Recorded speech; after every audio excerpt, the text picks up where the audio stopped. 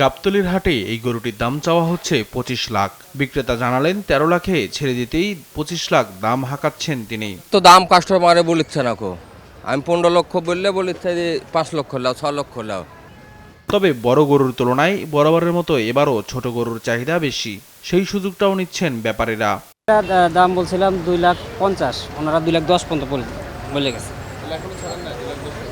না, আশা ছিল আর একটু মানে আর 10,000 টাকার ছিল, যদি 2,20,000 হতো তাহলে ছেড়ে দিতাম। 95 চাচ্ছে। হ্যাঁ বলছে 74 বলছে।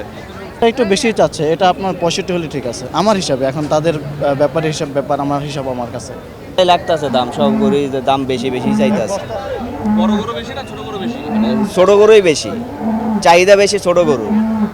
আর মাঝারি ও ছোট গরুর দাম গতবারের চেয়ে প্রতিটিতে 30 থেকে 40 হাজার টাকা বাড়তি বলে অভিযোগ ক্রেতাদের। যে গরু গত বছর কিনছিলাম 2 লাখ কি 2,20,000 এরকম দামাদামি হয়েছিল, ওইগুলো এখন 3 লাখ 3,20,000 3.5 লাখ এরকম চাইতেছে। 40,000 টাকা বেশি। এবং আমি যদি এটা মানে মাংস যেভাবে কিনি আমরা ওই হিসাবে কনভার্ট করলেও 40,000 টাকা বেশি আসে। বছর এবারে 20-30,000 40,000 টাকা করে এক একটা গরুর দাম বেশি চাইতেছে। তবে শনিবার ও রবিবার গরুর দাম কিছুটা কমতে পারে বলে মনে করছেন ক্রেতারা। আর বিক্রেতারা মনে করছেন আগামী 2 দিনে হাটে ক্রেতার সংখ্যা বাড়তে পারে। নিয়াজ মুর্শেদ, দেশ টিভি, ঢাকা।